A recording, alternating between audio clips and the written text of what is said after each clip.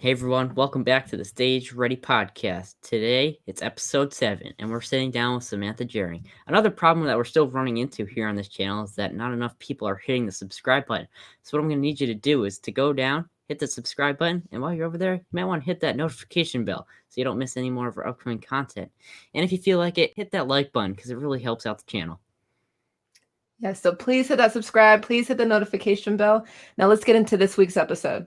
Well, Sam, slow down a little bit. Before we get into the interview, I just heard and found out that Dusty Hanshaw is now out of the hospital and he just went to the gym.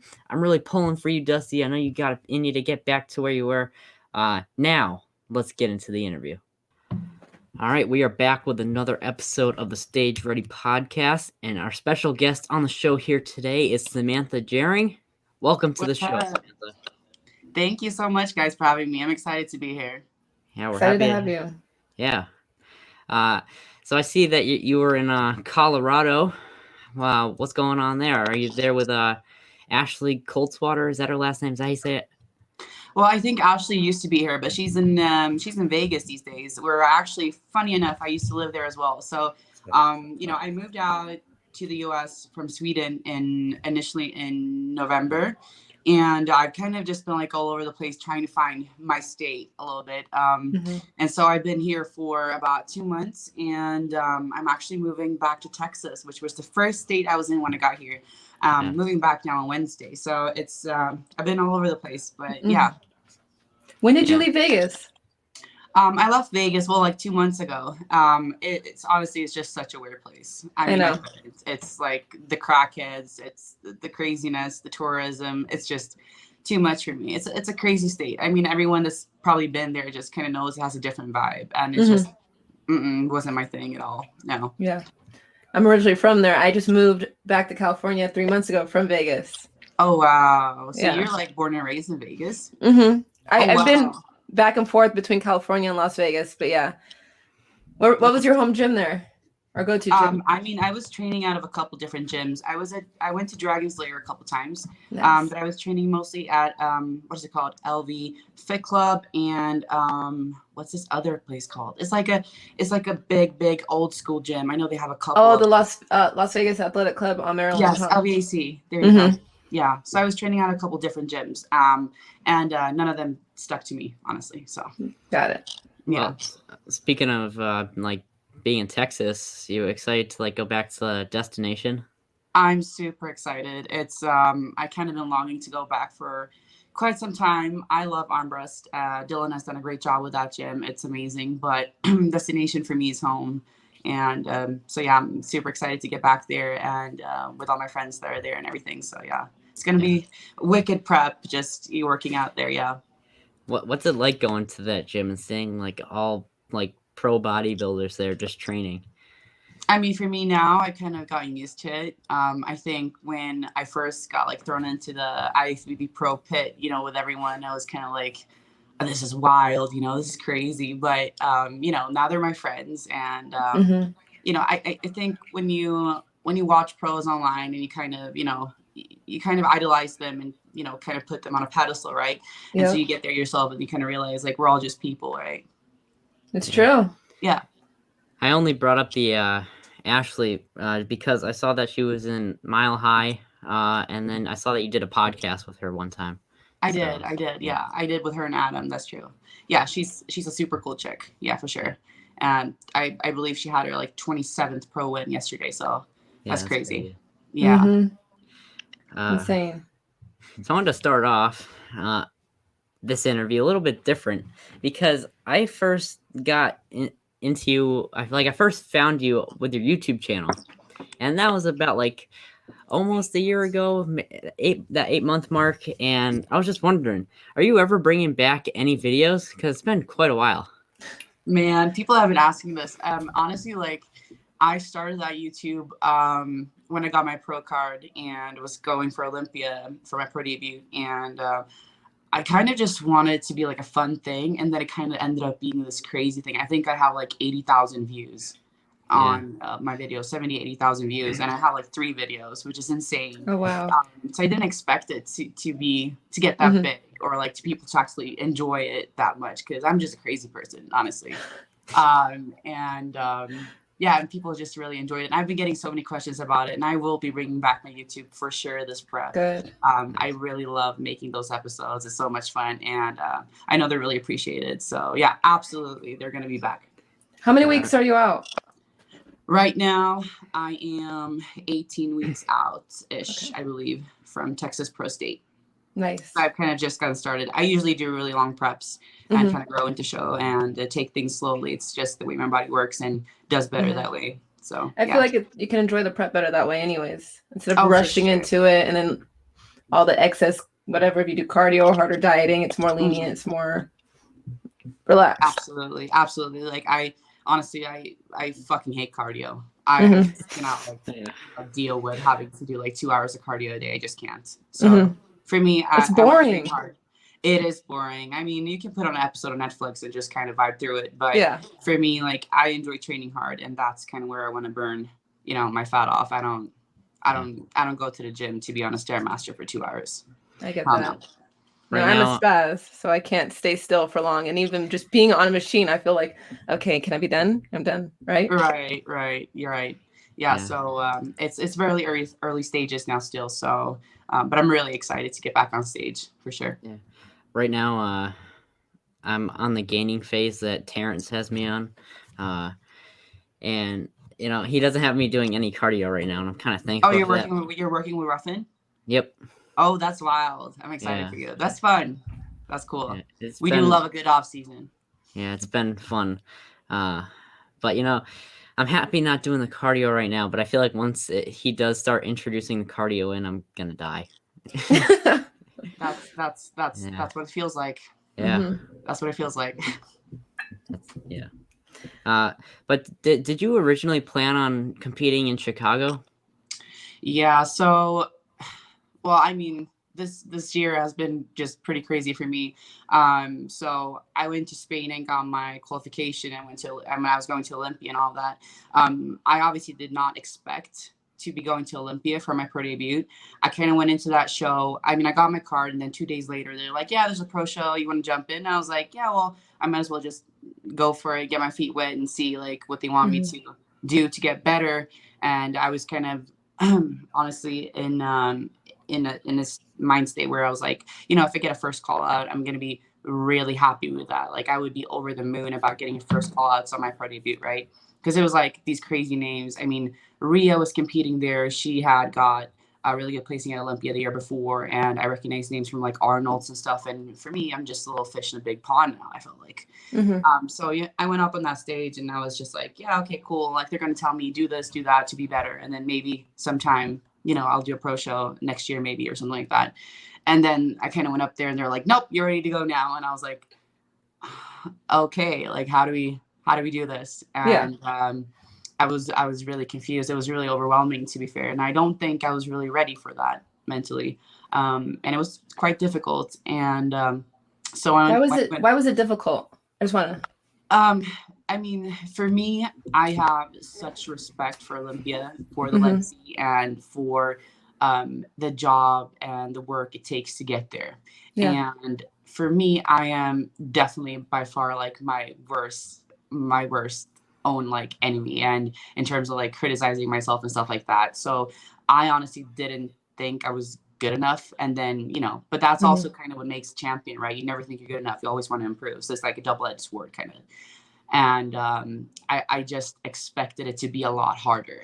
I expected to have to fight for it a lot more. Not saying that I didn't fight that prep, because I gave that prep my all, but I expected it to take more time. And I was like ready to go back and just work harder, because that's what I'm good at. I'm good at like taking no's, because that's in my life, mostly that's what I've done. Like I've gotten no's, and then I go back and I do better and I work harder. Right. And so I was expecting that. So when somebody finally says like, no, you're actually good enough. Like for me, that was like a mind fuck. I was like, what do you mean? Yeah. So it was just really confusing. And also, with COVID and everything, I didn't know how that was going to work. Like, how do I get to the States? How does that work? Like, how does this Olympia thing work? I don't even know how this pro thing works yet. Like, it was just a lot at the same time. And I got a lot of attention and stuff like that as well, that I wasn't really prepared for, I think, mentally either. So yeah, and a lot of pressure. on myself for sure. And then I went back to Sweden, and and then COVID was getting worse while I was prepping for Olympia, and I was kind of scared there. I got a little scared that they were going to shut down the gyms. So I actually ended up going to the US earlier than I was originally planning to. Was that because you wanted to have that safe like time to like ease into that peak week and not have to worry about traveling and gyms? Or yeah, right. Like, I mean, it's going to the States and moving to the States and prepping in the States in general is a lot different from prepping in Europe. Mm-hmm. Like, it's like the food, like I swear, like when I got here, it was like there's salt in everything, and there's like sugar in everything, and there's like the chickens are just like trend up chickens, like just like, you know, they're insane, like all the hormones in the food. My stomach was going crazy. And everybody knows, like, you know, when you have inflammation in your gut, you just cannot look your best at all. It's true. And I was just and trying to figure out like a new gym and trying to figure out, you know, a whole new situation just weeks out from your Olympia debut is probably not optimal. Yeah. Isn't the bread a huge difference from Sweden and US too? I haven't really had that much bread here, if I'm gonna be honest. But I think everything's different in general. Like everything just tastes different. Like the eggs are different, the meat's different. Like everything's just different. Honestly. Different as in better or worse? Girl, they're worse for sure. I mean, it tastes like, for me, things kind of taste like artificial over here. Yeah. It kind of tastes weird. Yeah. Interesting. I have nothing to compare it to, so. Well, if you go to Europe, you're gonna know. Wait, when did you leave Sweden? So I left in the end of November. Yeah. Okay. And then I went back just to get my dog in February. Yeah. How's it getting ready? Oh, go ahead, Will. I was gonna say, do you mind talking a little bit about Sweden? Like, what's it like over there? Is everything like what does everyone treat you like being like a bodybuilder over there? Is it anything like here? Oh, it's terrible. I will say this. There's things about Sweden, like the system in general, that I didn't appreciate until I came here. Like America with credit, insane, first and foremost, like how it's just trying to put everybody in debt. That's crazy to me. Mm-hmm. And then like just to process everything is easier in Sweden. Just, you know, if you want to move to Sweden, it's a super easy process of getting everything set up. And I found things to be a lot more difficult getting here. Mm-hmm. In terms of being a bodybuilder in Sweden, it's a shit show. It's a complete shit show. Anybody that's, you know, serious about bodybuilding, if we're talking about, you know, PDs, I mean, they're illegal in Sweden. Mm-hmm. Using PDs is really illegal. And I mean, they have undercover cops like searching around the gyms looking for people that look like they're juiced up and stuff, you know. And if actually, funny story, if you drive a car and you get caught being on PEDs and you're a person obviously on cycle or whatever, and you're driving a car and they stop you and think you kind of look jacked as fuck, and then they take you in and then you do like a piss test. If that comes back positive, they're going to take your driver's license, and I think you have to go do tests and like pee in a cup for like a year to get it back. So it's super, super illegal. It's essentially like being on drugs while driving a car. Yeah. What? That's insane. Yeah. Yeah. So I mean, yeah, a lot of people are paranoid. Yeah. Yeah. With all that being said, like, do you get a lot of like, do people who are like more big or like look like bodybuilders, do they get like a lot of negative attention, like just looks or whatnot in the grocery store? Yeah, I mean, I'd say bodybuilders are definitely not as appreciated in Sweden as they are here. I mean, when I walk around here, when I'm in shape and, you know, getting ready for a show, it's a lot more open as well. I mean, Swedish people are kind of like drawn back. They really don't give compliments in that sort of way. So when I got here and then everyone's like, "Girl, you look great," I'm like, "Whoa, wait." Like, I'm not used to that. In Sweden, everybody's kind of like, you know, keeping to themselves and stuff. So I definitely say that bodybuilding is definitely more appreciated, you know, in the US than it is in Sweden for sure. Mm-hmm. I just want to know, how long were those train rides you were taking to the gym? Because I remember watching one of your videos like yesterday, and you were in the train and you were like eating your meals, and you're like, I'm not famous enough yet to get meal prep sent to me, but Are you famous now? Are you famous enough now? I mean, I'd say maybe, probably for meal prep at least, I guess. But funny thing is, we don't even have any decent meal prep companies in Sweden. So Hmm. like I didn't actually have a choice but to make my own shit. And Yeah. that train ride, FYI, I will tell you, is about an hour. Yeah. Damn. Like Yeah. the only good gym around us where we are is about like 40 minutes away. So Where are you guys located? we're in Connecticut. Or yeah. And right now I'm in Central California. Okay. Yeah. Wow. Connecticut. That sounds boring. It's pretty though. It's very pretty there. A lot It of is? green. Yeah. Oh, that's cool. Total opposite of here. Yeah. Mhm. Yeah, same. Sam came here about 3 weeks ago, 2 or 3 weeks ago, and we met for Mhm. the first time in person. Oh, that's cool. Yeah. That's cool.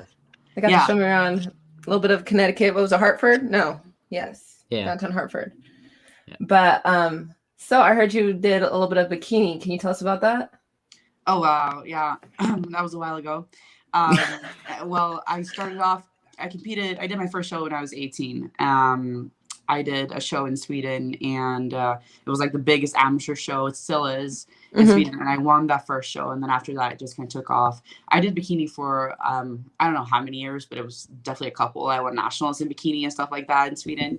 Mhm. Before I did I won pretty much every show there is to win in Sweden in bikini. Mhm. And I tried going for my second national win, and they just told me I was too big. And Got I it. mean, yeah, I was just like naturally too big. Like I've had capped delts since like my first year of training. Mhm. So they just told me I was too big, and they're like, you get sixth. And I was like, okay, you think I'm too big now? I'll show you what too big is. Yeah. And then I switched federations because in Sweden, it's more like the IFBB Elite Pro League. Mhm. That's what it is. And I tried going for that pro card first. Not that I wanted it, but I just wanted to kind of see. And they told me I was too big for that league to be a figure pro in that league. I was too big. Wait, to be a figure pro, you were too big. In the IFBB Elite Pro League, yeah. Interesting. That's what they told me. They told me I should have done women's physique. What? Yeah. So Wild. that's why I think you're really badass. That's because you're too big right now, and then you're like, I'll show you big, and then you're just like grinding away in the gyms, and like still now, people are like calling me skinny and everything, and I'm like, you're just wait, I'm working really hard, and I'm just trying to get as big as I can. But I know. I'm waiting. I'm gonna wait for that glow up. Well, I'm waiting for Mhm. it. Yeah, it started about a year and a half ago. I weighed 100 pounds, and now I'm 150. What? Dang. Right? Working. That's so Yeah. good. You're what, 15? Yep. You started even earlier than I did. You're gonna be. I give you 10 years. Give you 10 years, you're gonna look crazy. You're gonna give Chris Bumstead a run for his money. Just wait for it. Yeah, be on stage next to my coach. Mm-hmm. That'd be cool. Yeah, that would be. Yeah. Yesterday I was like prepping for this interview, and I was looking back on your Instagram, and I went all the way back to your first post, like back in like 2013, and I was looking around. I came across this picture right here, and it's just like a transformation. And I'm just a huge fan of transformations, just because like I'm currently going through one myself, like eating disorder and like overcoming that, being like super skinny and trying to put on as much muscle as I can. Right. And when I see this, I think this is just absolutely awesome. Thank you. Yeah, I mean, I used to be a chubby kid, and I got picked on about it for like a lot when I was in school, and they used to be really mean to me about it, and the boys used to make pretty mean comments about my body and stuff like that. It was a lot of shaming involved in my upbringing. And like when I was growing up going to school, it was really hard. And I think that second picture is right before, a couple of weeks before I won nationals in bikini, junior nationals. Yeah. So it's definitely been a ride for sure. What's the difference? The year difference between those two photos? Oh, I think that first picture is like 2000, and I did my first show in 2014, so that must have been like 2012 or 13. Yeah. All right, so do you mind explaining on that picture just a little bit more and like really go into depth about it? Because this channel is all about motivation and really helping people out and get to like their end goal. So like I feel like if you talk about this, it could really help people out and like get an extra push to just keep moving forward and know that good days are ahead. Right. Well, so looking at that picture, you know, how, I mean, obviously you can tell I'm overweight in that first picture. And like I told you before, so when I went to school, I had a really rough time. I started gaining weight when I was about, I'd say like 11, 12, and then it just like kept on going from there. And, you know, for me, when I grew up, I don't want to play the pity party here. Definitely not. It's, you know, there's a lot of people that have definitely had it worse than I did. But I did struggle a lot in my childhood. And my mom had me when she was super, super young. She was 18. And with that kind of comes like growing up alongside your parents. And my dad was never in the picture. He, yeah, decided not to be. If we're just going to put that short. And growing up with my mom, it was, I mean, she was a kid when she had me. And so with that comes like, you know, boyfriends and all that. And they didn't really always treat me the nicest. I was abused as a child and went through a lot of stuff and kind of resorted to eating to kind of deal with that kind of pain. And I think when it comes to food and our relationship to food, I think some people, you know, tend to overeat as a way of coping with whatever you're dealing with. And then some people tend to turn the other way and kind of, you know, not eat as a way of trying to control the situation, right? So it kind of can go either way. And for me, definitely, I was eating my heart out. I mean, I remember I used to like drink a whole like bottle of regular, straight up like original Coke. And that's what I used to do every single day. And I would come home and just like binge my fucking head out like when I got home from school. And so my relationship with food was pretty complicated and I hated my body. I mean, there was nothing worse for me in the world than like I just hated myself. And I just couldn't stop. I just couldn't. I didn't understand why. And also growing up, my mom was a supermodel. Like she's gorgeous. Anybody that's seen my mom, met my mom, knows she's like stunning. And you know, I always looked up to her, and she was a model when she was younger and always like super skinny and like super petite, and I could never be that. I was like, you know, super broad shouldered, you know, I was super like, even when I wasn't training, I was just a little like munchkin walking around and super curvy and everything. And I was like, I can never look like her. And I really wanted to like essentially look like a Victoria's Secret model, and I just knew that was never going to happen to me, you know. And that's basically like how it started. And when I was 16, we moved out to the suburbs to a house, and I got new friends, and they were all going to the gym, and I'd never been in a gym. For me, I used to be a dancer for many years. I was dancing for a lot of years, and I was a cheerleader for a lot of years, and that's the sports I was kind of into. And then we moved, and I met these new girls, and they were all going to the gym, and I was like, whoa, that's kind of cool, right? And then Instagram launched, and I think one of the first people I came across on Instagram, and I say this in every podcast, but I came across Dana Lynn Bailey, and I was like, like you can actually diet, not to try to be skinny, but to try and like build yourself. And there was something about that kind of spoke to me. And so I met these girls, and they're like, you can go to the gym with us, and like, we'll show you how to do it. And I was like, okay, well, that's cool. And I started going to the gym with them, and they were talking about how they wanted to be bikini pros. And, you know, they would show me pictures of like Natalia Milo. And I was like, whoa, that's so cool. Right. And yeah, and it's so weird to say, but the first time I walked through those doors in that gym, I was like, I got shivers because I knew that was my place to be. I really can't explain it, but I just knew. I was like, I have no idea what I'm doing here. Like I've never seen a single exercise in my life, but like, I just know this is what I'm supposed to do. And I remember like when you sign up for a gym initially, how it worked there was that you got to have like this introduction meeting with a personal trainer at the gym. And so I sat down with this dude, and he was like, yeah, so how many days a week are you planning to go train? And I was like, I'm going to be here every day. And he was laughing at me. He was like, you should probably set some more realistic goals. And I was like, I'll show you. Okay. And then I trained with these girls, and then they kind of fell off, and I kind of kept on going. And yeah, and you know, it for me, fitness and bodybuilding is not physical. For me, it's definitely 100% mental game. And I generally think I would be dead if it wasn't for bodybuilding. I would have ended myself a long time ago, for sure, because it's my way of coping. Yeah.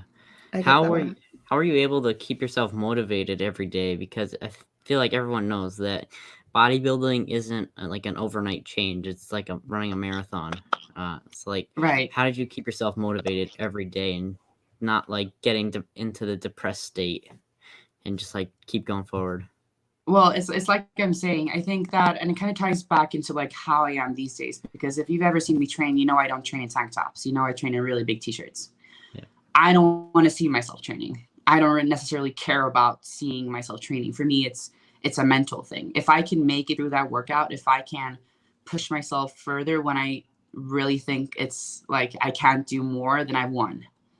Mhm. And that's what it comes down to. So for me, the motivation was more so about being disciplined, about showing myself that I could be disciplined rather than like actually seeing results. And then with that came the results, and then it kind of spirals. You kind of see yourself growing in different ways as a person, as an athlete, and then you know that's kind of how it was. I mean, I definitely go through periods where I'm not as motivated, and I think we all do, but that's when discipline steps in.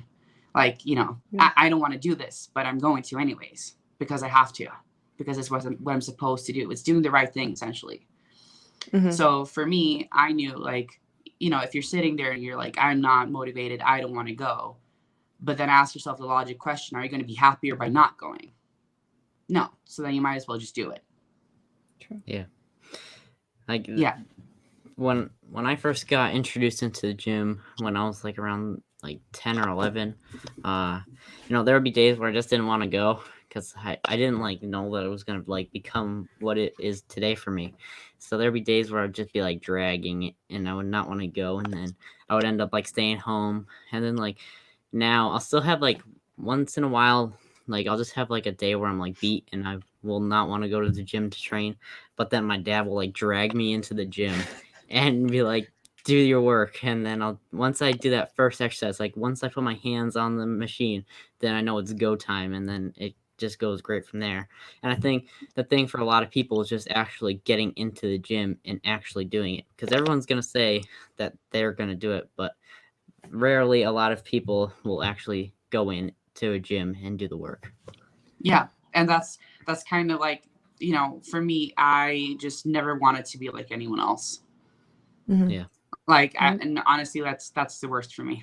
I Mhm. don't want to be like anyone else. So if other people are making excuses, I'm not. In the beginning, did you And have that same mentality? the mentality kind of grew, but I went Yeah. in there definitely like I used that pain from school, the comments, everything that everybody said, and I was just going to prove them wrong. Mhm. Yeah. And I I mean, remember even being starting out, I was asking my mom if she would pay for my gym membership, and she wouldn't, because she didn't even think it was going to go. She was like, Got it. you can, if you want to do this, you can prove to me by starting going outside running. Because it was a pretty expensive gym membership. It was like $80-$90 a month. And so she was like, go outside and run and show me. I was like, I don't want to run. I want to lift. Mhm. yeah. Fuck running. I, Yeah.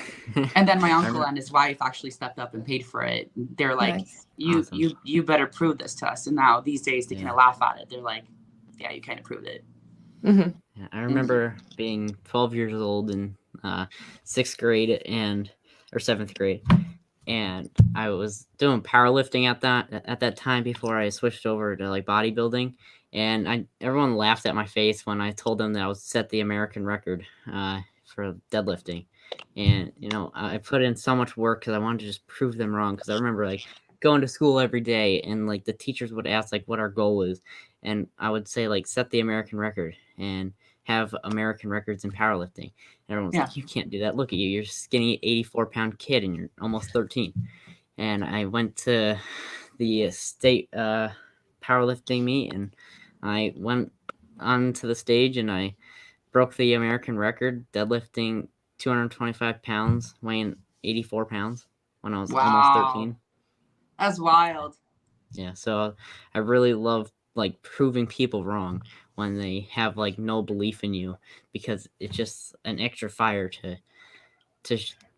just show them that you can do this, you know? Oh, 100%. I mean, the wildest thing about it is also, I mean, when I started this, I mean, I've had so many toxic relationships in my past, but I mean, the boyfriend I was seeing at that time, you know, even when I was competing in bikini and kind of tried to explain to him that I wanted to go on to figure and kind of wanted to be bigger. And then I would hear like, oh, well, you don't have the genetics for that. Like, you're never going to be more than an amateur bikini girl. And look at me now, and just competed in, you know, Figure Olympia. It's honestly like, you're always going to have naysayers, like always. Now, do you have like so those people that were picking on you in high school and whatnot, or the people who, do you feel like now have they recently approached you through social media like, girl, look at you? Like, do you get that a lot? Some of them, yes, but the worst ones, no. I think there's too much pride that they just won't, because they were bad to me. Yeah. They were bad. So, yeah, I mean, some of them for sure. Some of them have reached out and been like, hey, girl, can you help me out with like a training program? I'm like, fuck you. You know, what are you talking about? You're absolutely delusional. Yeah, no. Do some of the guys? Well, funny thing, this is a funny story. So, I think this was 2 years ago now when I was in the prep for my first figure show. And I had this crush on this one guy, and I had a crush on him all the way from like kindergarten up until, you know, we graduated in school. And he was the worst to me. Like, we would go on this one bus to the school, and I would step on the bus, and then he would kind of like make whale noises and shit like that to kind of imply that I was a fat ass stepping on that bus. And yeah, he was really mean to me, and I hadn't seen him since graduating from school. And when I was like, what are you, like 14, 15? 15, 16. And so, and this was like, like 3 years ago. Like 3 or 2 years ago. And I was going to do a photo shoot with Better Bodies and Gasp. And I flew out because I moved to southern Sweden to do my degrees. And then I flew back. They flew me back to the capital city to do this shoot when I was in prep. And I was like 2 or 3 weeks out. And I walked into this gym that we were going to do shoot with, and you know, they had all these like clothing racks with everything for me set up and all these photographers and everything. And I walk in, and you can guess who was working at the front desk.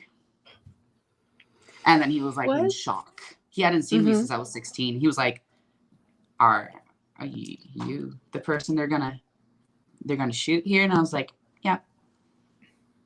And he was just like, yeah. And I was like, well, you know, what are you supposed to do? You're here working the front desk at a fucking gym, and I'm in shape. I'm the model here for the shoot. Bigger than you, bro. Like, come on. Yeah. So it was, and I mean, yeah. So it was just funny. He was like, "What are you doing?" And I was like, "Well, right now I'm doing, you know, just doing 2 degrees at the best university in Sweden. You know, getting ready for a show. What about you?" And he was like, "Yeah, I'm working here." And I was like, I figured. So yeah, those kind of fuck you moments are the best, honestly. Yes. And we're always going to come across them. It's just the way karma works. It's just the way things work. Yeah. Like the chances of that happening, like running into that person after are just crazy. And then being able to like show how much you've changed and just like show that you came out on top. Yeah. Yeah. Despite all the shit he did to me. Because he was definitely one of the worst for me. Yeah. Now, you said your mom was a supermodel. Getting in shape and being where you're at now, like you said, you kind of compared yourself to her before in the past. Do you still? Yeah. Is she super supportive of the whole bodybuilding thing, or is she like? Yeah. I mean, the tables kind of turned now. She kind of compares herself to me. She calls me and shows me her biceps. She's like, "Look at this," and I'm like, "It's a skinny itty bitty thing," and I'm like. Good job, Mom. So no, she's my biggest supporter. She's been to every show I've done up until, you know, this year, which, you know, last year, which kind of sucks because of COVID. She couldn't be traveling and stuff like that. But yeah, her and my grandma and my siblings have been to every show that I've done up until last year, which kind of sucked, you know, because last year was obviously my most important year where everything kind of happened. Yeah, no, she's super supportive. And you know, always told me I could be whatever I want to be in this life. And yeah, I always believed her. And I think that's a big part of why I am where I am today. Because, you know, she always instilled that belief in me, like, girl, if you want to do something, you can do it. You can do whatever you want to do. And yeah, if I can grow up to be the mother that she's been to me someday, yeah, that'd be great. Yeah, support in this industry is everything, especially when your family backs you. I love that. Absolutely. They're my biggest fans. I love them to death. Yeah. Yeah, my mom and my dad are like, whenever I have an idea in mind, no matter like how crazy it is, they'll always like back me and like encourage me to like do it. And you know, when that happens, it's just absolutely awesome because it's like giving you an extra push, and it's showing how much support you have behind you with just two people. Yeah, absolutely. Absolutely. I mean, grandparents are the best. My grandma is my everything. Yeah, she's such a cool chick. Like my grandma's badass. Love her. Yeah, she's always like, it's so funny. Like when I won my first nationals, she was walking around backstage. She's like, "That's my granddaughter. She won." Like, and she was like screaming in the audience, and I would hear my grandma, and I was like trying to not crack up. The accent and all. Yeah, accent and all. Like, I mean, for me, I don't really have a strong Swedish accent, but they definitely do. So it's That's hysterical. Awesome. Yeah. I do want to backtrack a little bit. So when you were competing in bikini and then you went to figure, was the transition hard? Was the posing like at that time difficult for you at all? So for me with posing, it's never been difficult. And I think that's because I used to be a dancer. So for me, I really have a good sense of like my body and movement and stuff like that, and kind of learning how to pose. I was just watching, you know, old Olympians and old Olympias, and kind of just trying to figure out what they were doing, kind of trying to copy that and see what looked best. So for me, I've never had a posing session or a posing coach in my life. So I just figured it out on my own. And yeah, so the transition in terms of like posing wasn't hard at all. And I wouldn't say it was hard putting on the size either, kind of, because I was holding myself back a lot when I was competing in bikini. Like I was barely doing anything because they just told me like, you can't do this, you can't do that. So the moment I let go of that and just kind of trained the way I really wanted to train, piece of cake. So you didn't have any trouble like learning to spread your lats or anything with the model turn, nothing like that? I mean, yeah. I mean, the first like 2 months of learning to spread my lats, yeah, that was hard. But I used to like do it like I used to like hit a double bicep in the mirror, and I would kind of like try to keep them up and kind of try to keep them up. Yeah, so that's how I learned to like get my lats out. But I think other than that, no. I think that was probably the hardest part about posing, kind of like learning how to like keep my lats out. Yeah, it was hard. That's been like the hardest thing for me to like learn to like. Oh, you're gonna get there. Yeah. You're going to get there. I think also like with muscle maturity and just like getting bigger in general, you can feel the muscles in a different way. You're going to get there. I mean, you're 15 for God's sake. Yeah. You're going to be awesome one day. Yeah. I do love that example though, the hitting a double like bicep and then just trying to like rotate your arms and keep the lats out. I was like, yeah. I was doing that like, and I was just trying so hard. Yeah. It's difficult. It was difficult. I remember it. Yeah. Yeah. I wanted to talk a little bit about like your off season because I don't remember where I heard it, but I heard you say that you were 5'2", and then like an off season day you'll have like around 5,000 calories, and I just think how, because that's just a crazy amount of calories. Right now I'm at like 3,600 every day. Yeah, I can't even imagine 5,000. Well, so for me, last prep, I was, when I was eating the least, I was at like 2,250 calories. And I am 5'2", I weigh about 140-ish, 142 on stage. So I'm quite big for my height. And yeah, I kind of just feel like if the higher you can, I mean, obviously the higher you can work up your calories in the off season, the higher you can keep your calories when you start dieting.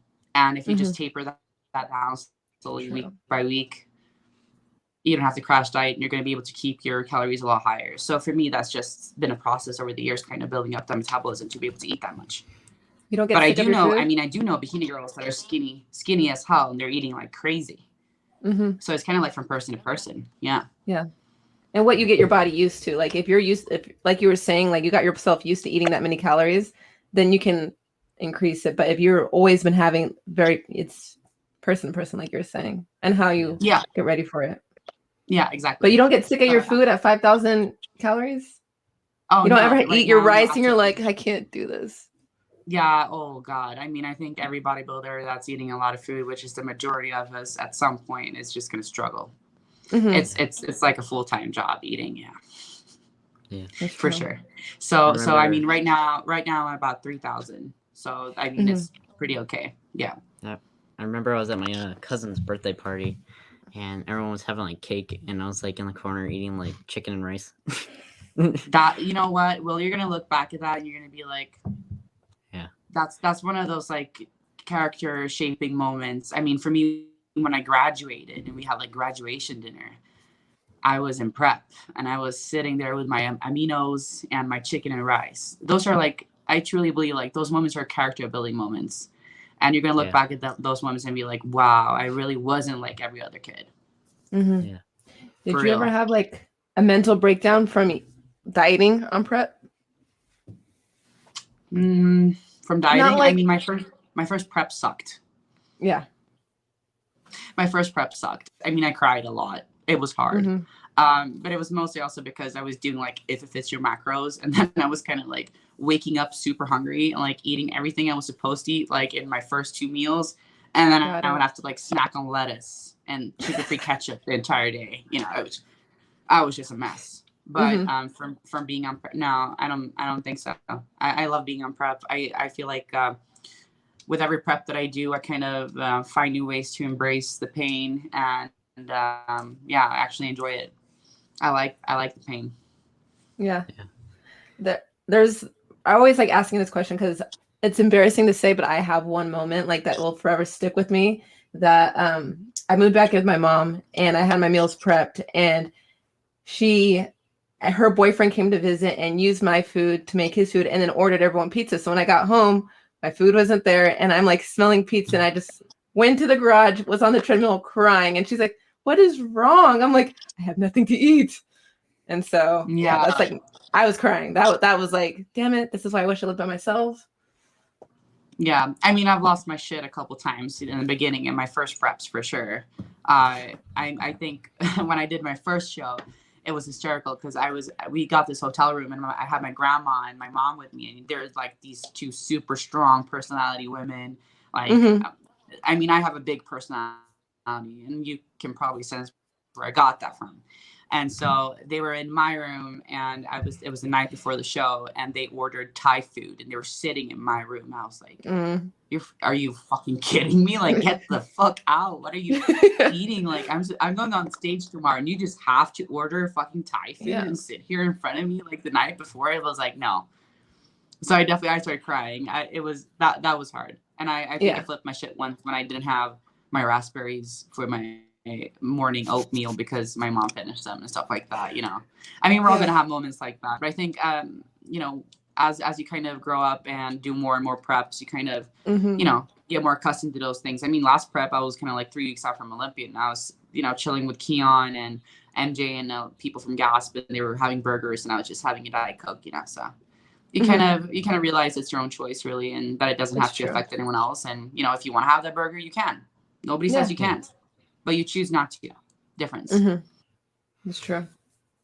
I wanted to talk a little bit about your crazy year last year when you like moved to the U.S. and you got your pro card and you qualified for the Olympia and then you went to the Olympia, and wasn't that like all in a matter of like 10 weeks or something like that? 10 weeks. Yep. Yeah. 10 weeks. Yeah. Yeah. You wanna 10 how weeks. what was that like for you? Was it super stressful going into the Olympia? Yeah, super stressful. I got sick 3 days out too. I mean, I'm not really sure what it was. I mean, I don't know if I'm allowed to say this now and after, in like in hindsight, but I think I had COVID because I was really sick when I went up Yeah. on that stage and my body just shut off. Oh man, that was the worst thing Damn. ever. I've been in prep for like 32 weeks before I qualified for Olympia. Adding 10 weeks, that's 42 weeks of prep.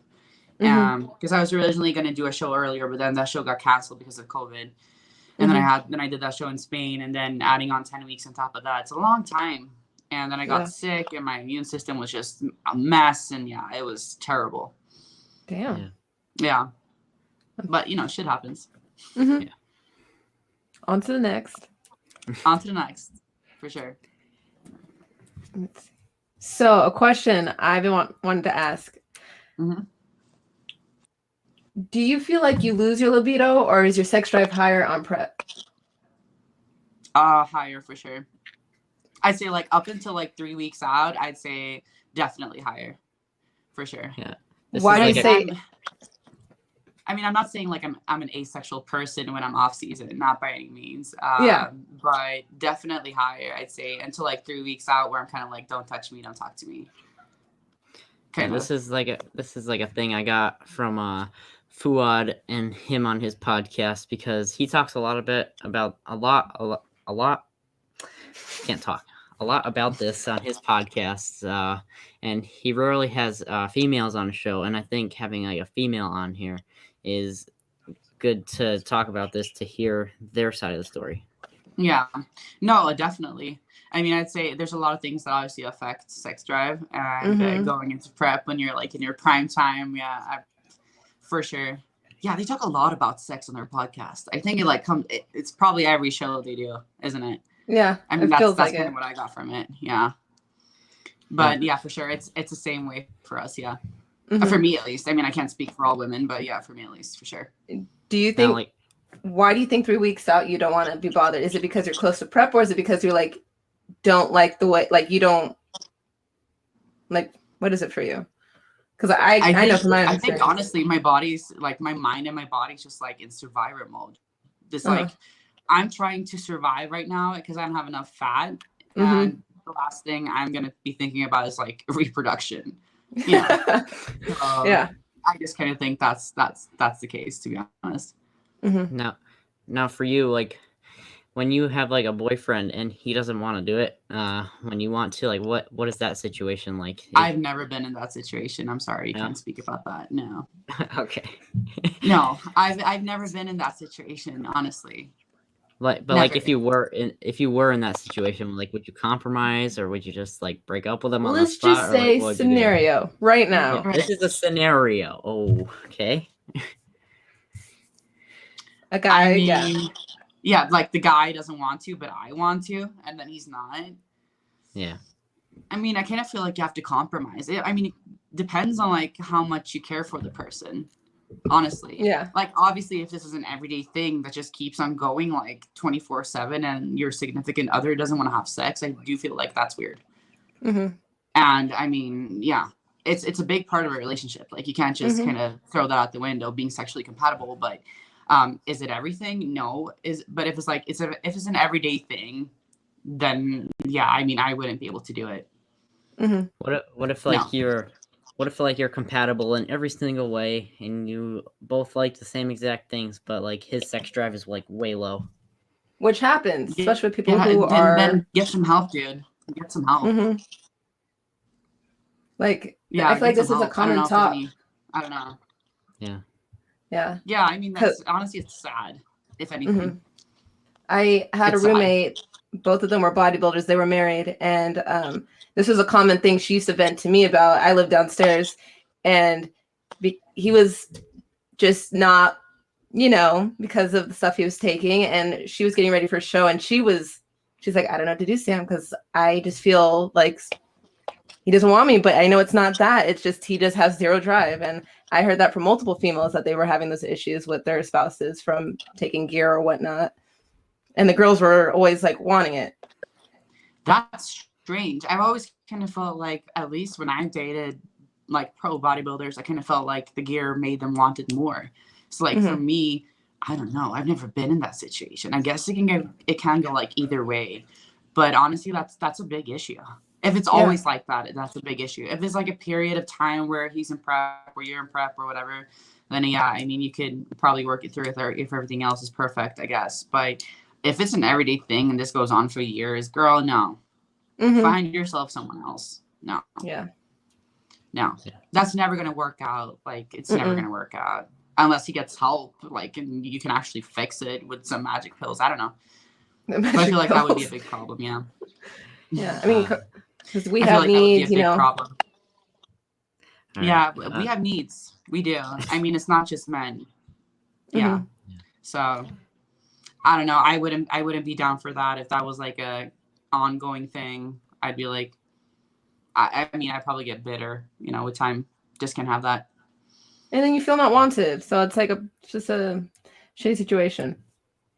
Yeah, definitely. Definitely. I think it goes both ways though. I think women can be like that too.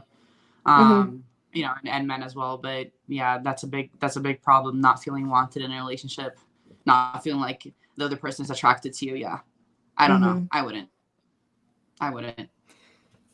All right. Stepping away from that topic, I wanted to talk about like your coaching career. I know that you said like you started when you were around like what 18 when you got it, when you got your like coaching card. Yes. Mhm. So what has that been process Yeah. been So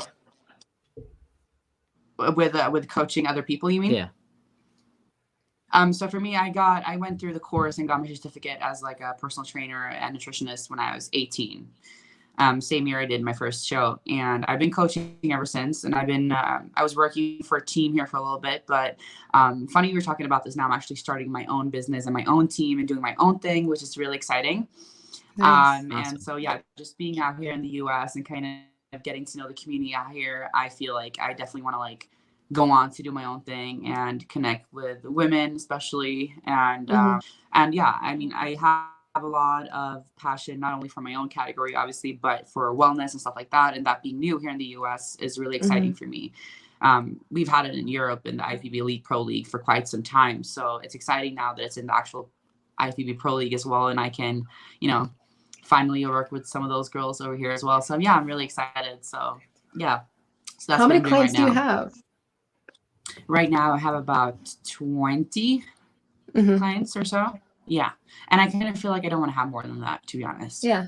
Because I feel like once you step over a certain boundary, especially being an athlete, kind of focusing on yourself brings down quality. Yeah, And that's true. so for yeah, so for I mean, and for me, I'm not a program factory. It's Mhm. not what I'm here for. Yeah. So yeah, And it's draining as well, like to have so many different personalities at the same time. Like 20 is like a good number. Yeah. yeah, exactly. Are they all And I mean, competitors? I take it up. Yep, most of them are. I mean, I take in applications to work with me, so I Mhm. definitely do not work with everybody that inquires to work with me. I call up Got every it. single person that inquires to work with me and talk to them. And depending on, you know, the vibe I get, if we're a good match or not, then yeah, Mhm. then I would either, you know, offer them a spot to work with me or tell them, you know, maybe you should work with somebody else. I have some, you know, good suggestions for you. Speaking of coaching, we're trying to figure out a day to get John Meadows on the podcast, but he goes on like so many vacations all the time, so it's like so hard to like get him on the Yeah. show. I've been talking with him, and he's like, "Oh, I'm on Oh vacation that man. week." Yeah, and Oh man, it's crazy you but say that. Like yeah, there's so few coaches and trainers out there that I would like actually would want to train with, but John Mhm. Meadows is definitely one of them. I've never met him actually, but I think he's so cool. Mhm. yeah. When we bring him on, He we're seems gonna. such a cool man. Yeah, he does.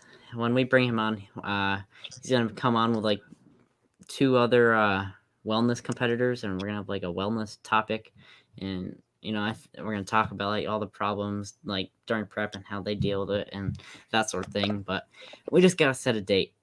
But that's the hard It's part. gonna happen soon. You get on him. That's what you got to do with all these pros and everything. You know, you got to be on them. Yeah, I I remember remember on their like backs about it. I remember like just sending like messages because the hardest person to get on the show for me was James Hollingshead, and for him I like messaged him Oh like really? yeah, it was like once a week turned into like once every other day and like once a day, and I was just like, when are you gonna come on? And he would like never respond, but like he would see him and said, I'll come on, just throw a date at me and then I'll come on. So I throw a date and he says, all right, that can work. And then the day came, he never came on, and I was like, what the heck? And he's like the hardest person to get on here, but it did Oh happen. wow. So yeah. James. I did see you light up when James. you talked about Yeah. wellness. I've met James. Like, I saw you light up when you were talking about having wellness clients tonight. Like What about randomly wellness? thought, are you ever thinking about switching? So a lot of people have asked me this because my legs are pretty out there. But no. So for me, I kind of feel weird not having an upper body. Mhm. I just really love training upper body too much to kind of give in to having those kind of proportions. I do enjoy training wellness girls a lot. I have some wellness girls going up in nationals now, later this Mhm. year. And yeah, I mean, I kind of just like hard training. So when I get to train somebody and just absolutely crush your legs, yeah, I Yeah. love a good leg day. So I think they're really cool. Some of these girls look like absolute like marvels, like superheroes, and it's a cool look.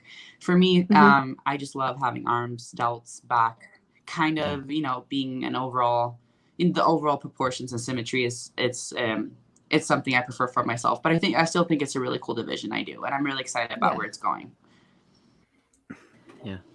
Yeah, I can't picture you restricting yourself. Actually, now that you said everything is so mental for you, I was like, yeah, that wouldn't work. Yeah. No, like going in there and like lifting like 5-pound dumbbells for bicep curls. No. Yeah. Yeah. Mm. Yeah. Do you want to get to some fan questions that we got from the people of Instagram? Okay, shoot. All right. All right. So this is a fan question, but also a question for myself. Can you post your workouts?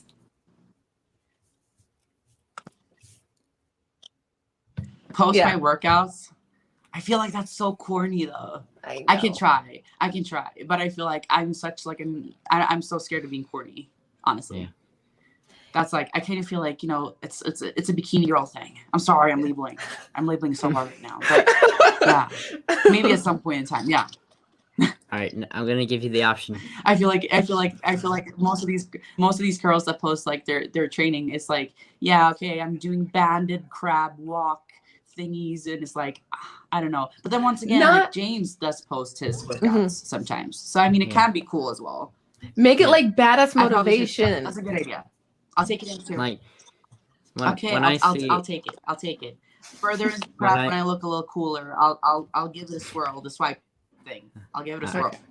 when I see like training with like Keon, I think those videos are absolutely awesome, and I would like to see those like on your Instagram. Like if like you're training with someone and then like you throw it on your Instagram or whatever, I think that'd be pretty cool. But Okay, going back, you to know the what? fan- Well, I'll trust you on that one. yeah, I'll all trust right. you on that one, Will. Okay. I'll do it. Now, when I was talking with you on Instagram, you wanted me to bring the heat. So do you want a fire question or do you want more of a laid back one? Bring me the fuego. I'm ready for All it. right. Way go. F, marry, kill. Oh my gosh. Here Okay, we you go. ready? You know what? I saw this question. I changed it. I changed No matter it. what I say, this is going to be messed up. I changed You it. changed it. I changed it. So I changed it to Ian Valier, James Hollingshead, or Nick Walker. No.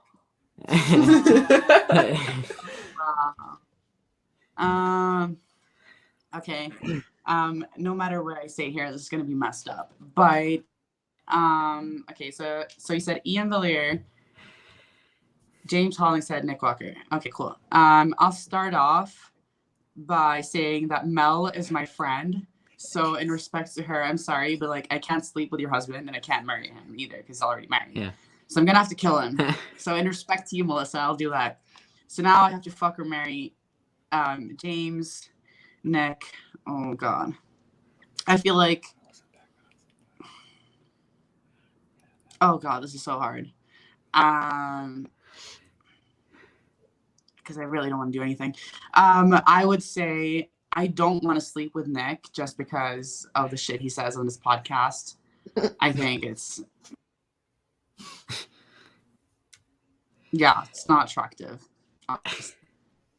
Mr. Squirt thing. Yeah, no. So in order for me not to have to sleep with him, I'd say I'd marry him. Yeah, I'm not going to test out that hypothesis if it's true or not. So I'll just marry Nick. God. And then I guess I would fuck Hollingshead. Yeah, he seems like a nice guy. I'd give him a shot. Yeah.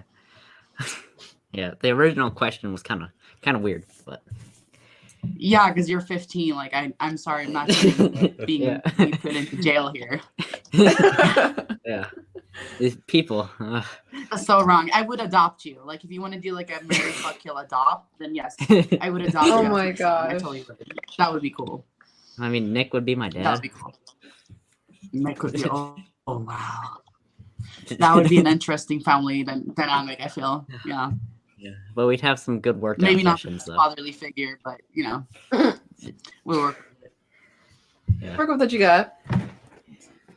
So let's see. What were we gonna say, Will?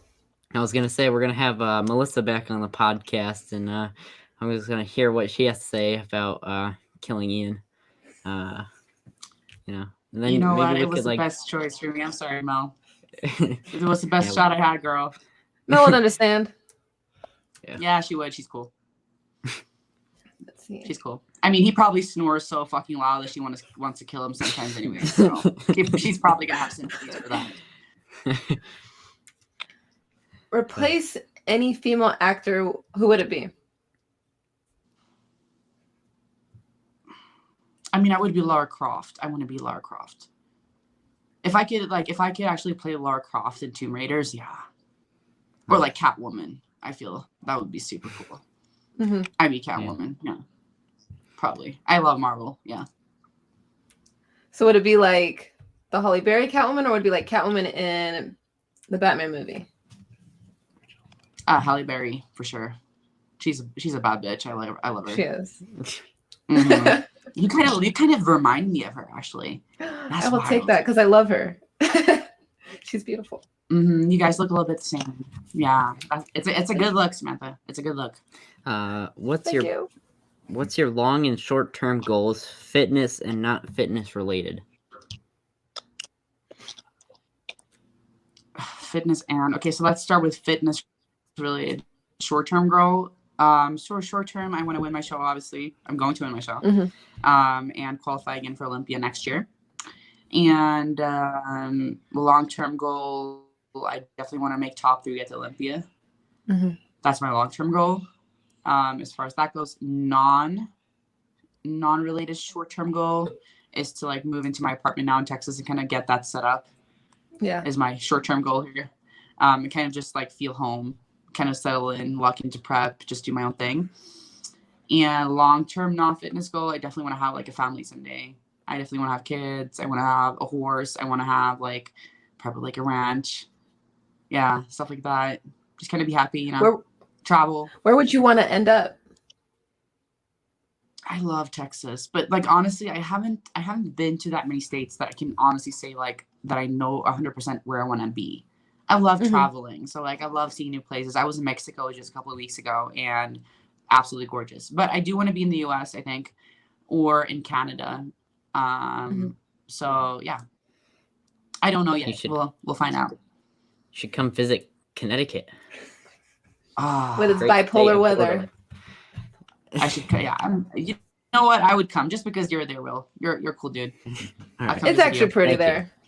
Yeah, the crazy thing about Connecticut and New England is that, like, perfect example this week.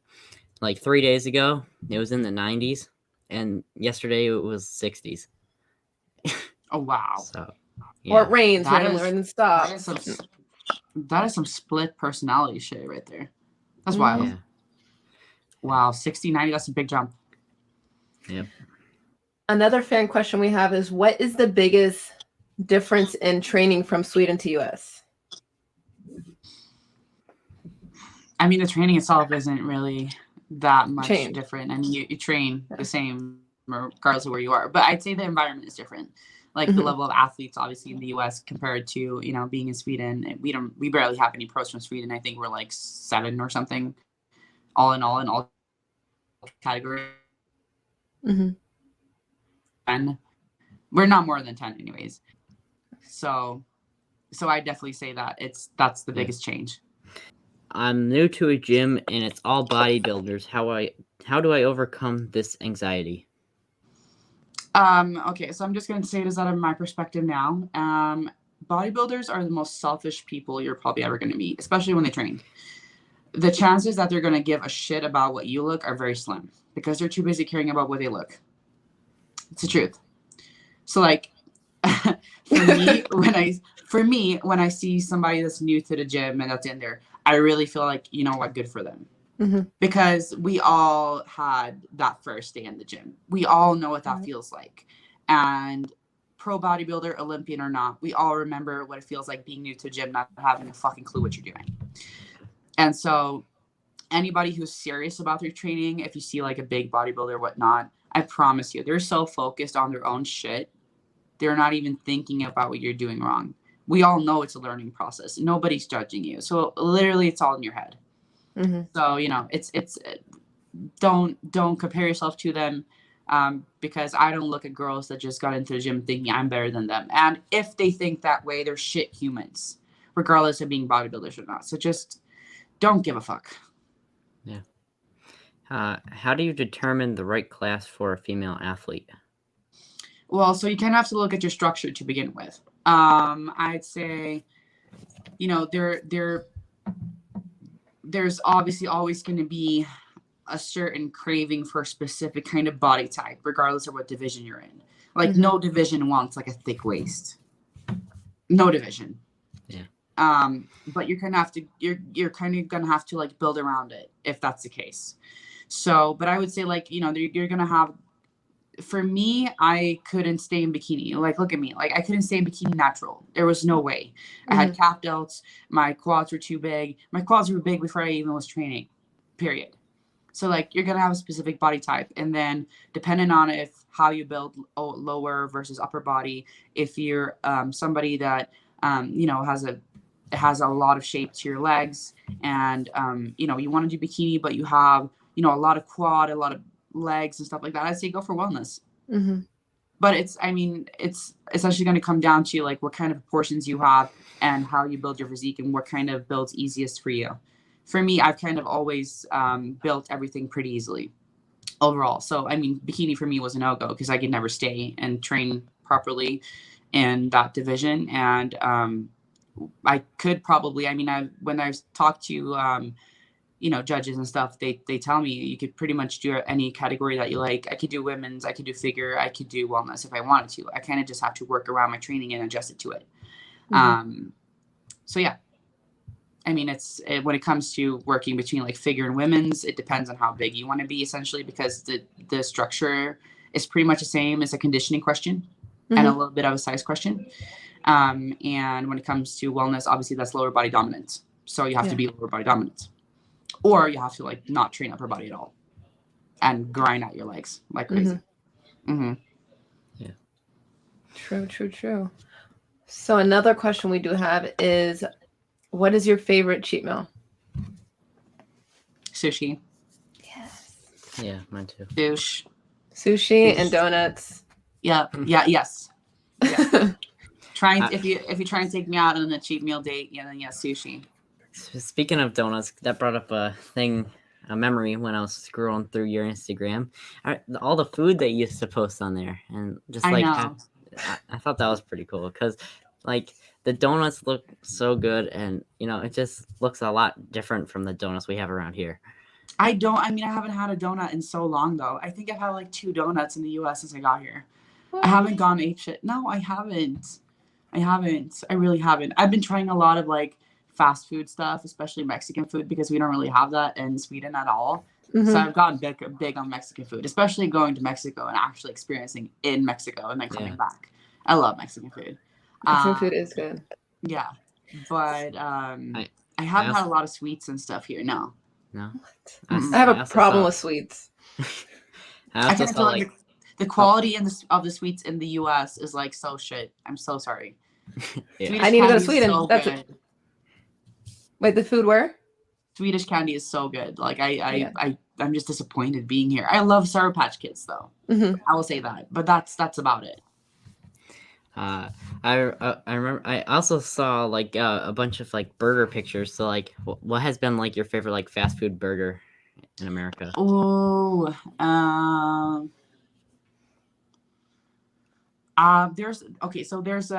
There's this place called, In-N-Out is really good. I have that in Vegas. Love In-N-Out. But there's this burger place called like Farmer's Boys, which is like in Vegas too. I'm not sure if anywhere else. Yes. They're really good. Really good. Impressed. Five Guys, really not impressed with them. Five Guys in like UK. Same with Shake Shack. Shake Shack in the UK is the best thing I've ever had. Hands down. Shake Shack in the US, trash. Oh, that makes me sad because I like Shake Shack here, but I have nothing to compare it to. I think it kind of goes from restaurant to restaurant, state to state, to be honest. Yeah. But the ones I've had, like in Colorado, trash.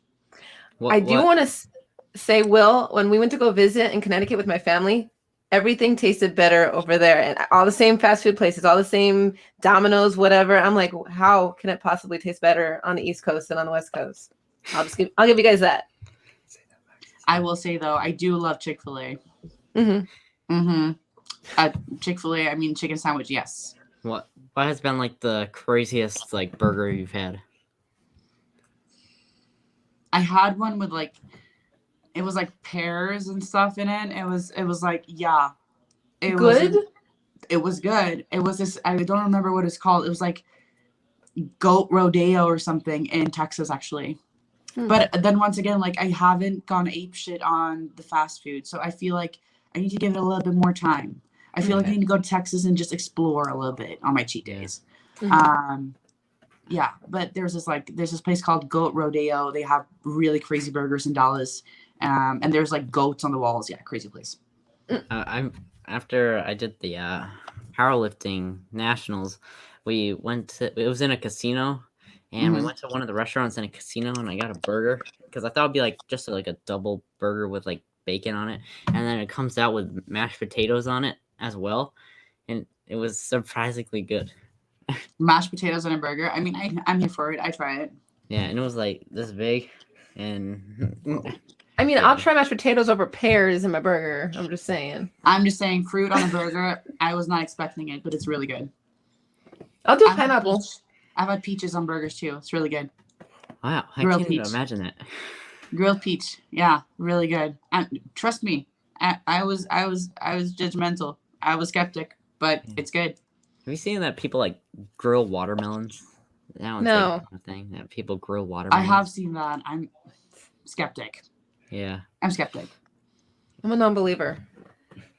Imagine it's like a hot summer day and you want like a cold piece of fruit, and then you go in your backyard and it's on the grill. I feel like it takes away like the whole point of a watermelon, kind of. But Yeah, exactly. like draining out the water. Yeah. I wanted to talk about some movies and TV. Getting away from like the fan questions. So like, what are some of your like favorite like TV shows and movies?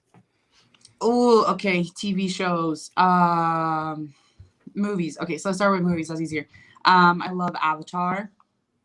I love Interstellar. Oh yeah, that's a good one. Oh God. I mean, I love all Marvel movies, all Batman movies, honestly. I love cartoons. I love Shrek. I love Finding Nemo. I feel like there's never a bad time to watch a cartoon, honestly. I'm 25, but I'm just a big kid. Mm-hmm. And yeah, I mean, there's so many good movies though.